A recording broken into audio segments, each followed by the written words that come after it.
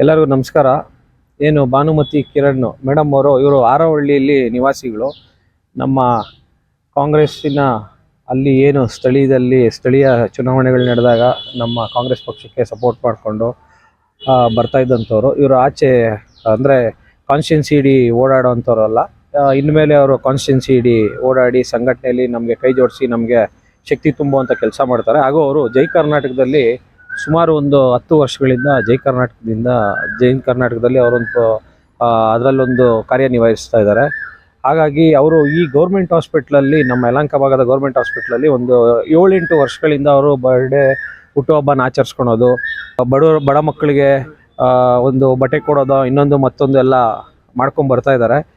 ಈ ಬಾರಿ ನಾವು ಕಾಂಗ್ರೆಸ್ ಮುಖಾಂತರನೂ ನಿಮ್ಮನ್ನೆಲ್ಲ ನಾವು ಸೇರಿಸಿ ನಾನು ಬರ್ಡೇ ಆಚರಿಸ್ಕೊಬೇಕು ಅಂತ ಒಂದು ಮಾತು ಹೇಳಿದ್ರು. ಅದಕ್ಕೋಸ್ಕರ ಅಕ್ಕ ಬನ್ನಿರಿ ಮಾಡೋಣ ಅಂತ ಹೇಳ್ಬಿಟ್ಟು ಇಲ್ಲಿ ಕರ್ಕೊಂಬಂದಿದ್ದೀರಿ.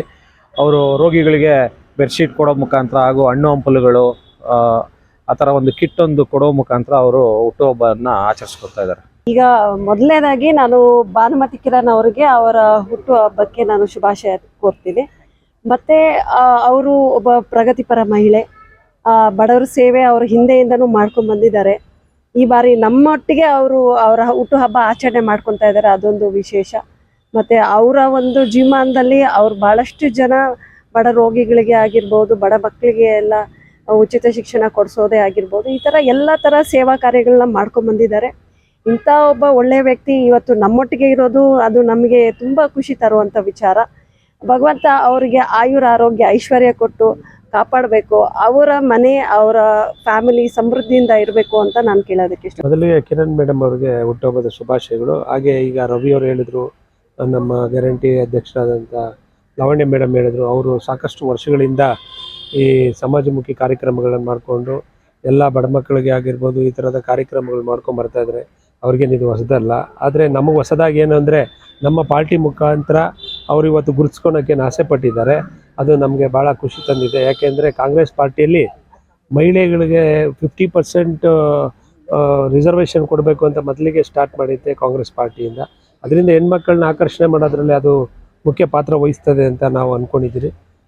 ಅದರಿಂದ ಇವತ್ತು ಎಲ್ಲ ನಮ್ಮ ಕಾನ್ಸ್ಟಿಟ್ಯೂನ್ಸಿಯ ಯಾರೇ ರಾಜಕೀಯವಾಗಿ ಬರಬೇಕು ಅನ್ನೋ ಹೆಣ್ಮಕ್ಳು ಮುಂದೆ ಬಂದು ಈ ಕಾರ್ಯಕ್ರಮಗಳಲ್ಲಿ ಭಾಗವಹಿಸಬೇಕು ಅಂತ ನಾವು ಯಾವತ್ತು ಕಾಂಗ್ರೆಸ್ ಪಾರ್ಟಿಯಲ್ಲಿ ಒಳ್ಳೆ ಕೆಲಸ ಮಾಡಿದವ್ರಿಗೆ ಯಾವತ್ತೂ ತೊಂದರೆ ಆಗಲ್ಲ. ಅವ್ರಿಗೆ ಒಳ್ಳೆ ಉನ್ನತ ಸ್ಥಾನಕ್ಕೆ ಕರ್ಕೊಂಡು ಹೋಗ್ತಾರೆ. ಅದರಲ್ಲಿ ನಮ್ಮ ಕೇಶವರಾಜಣ್ಣವರು ಕೂಡ ಅವ್ರಿಗೆ ಹತ್ರ ಮಾತಾಡಿದ್ದಾರೆ. ಕಾಂಗ್ರೆಸ್ ಪಾರ್ಟಿಯಲ್ಲಿ ಅವ್ರು ಗುರುತಿಸ್ಕೊತಾರೆ.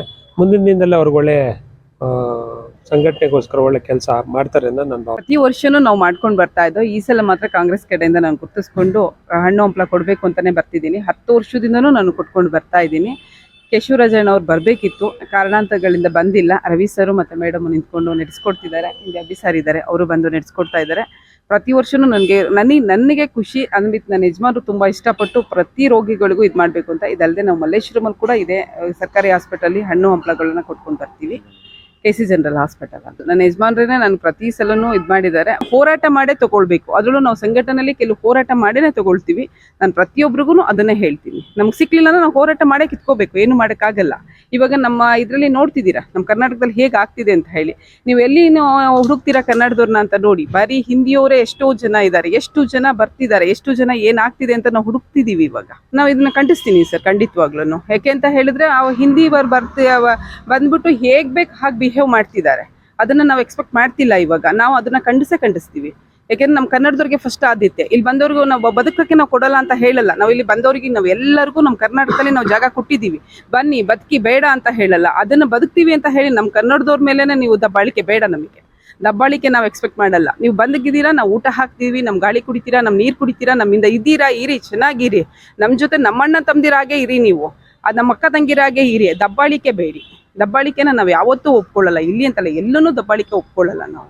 ಮುಂದೆ ಏನು ಕಾರ್ಯಕ್ರಮ ಇದೆ ಹುಟ್ಟಿಹಬ್ಬ ಪ್ರಯುಕ್ತ ನಾಳೆ ನನ್ನ ಮನೆ ಹತ್ರನೇ ಬಂದು ನಾನು ಎಲ್ಲರಿಗೂ ಸ್ಯಾರಿ ಮತ್ತೆ ಊಟ ಎಲ್ಲ ಹಂಚುತ್ತಿದ್ದೀವಿ. ಇದು ಮಾಡ್ತಾ ಇದ್ದೀವಿ ಸರ್. ಖಂಡಿತವಾಗ್ಲೂ ಮಾಡ್ತೀವಿ ಸರ್. ನಮ್ಗಿರೋವರೆಗೂ ನಮ್ಮ ಸೇವೆ ನಾವು ಮಾಡೇ ಮಾಡ್ತೀವಿ ಸರ್. Thank you sir.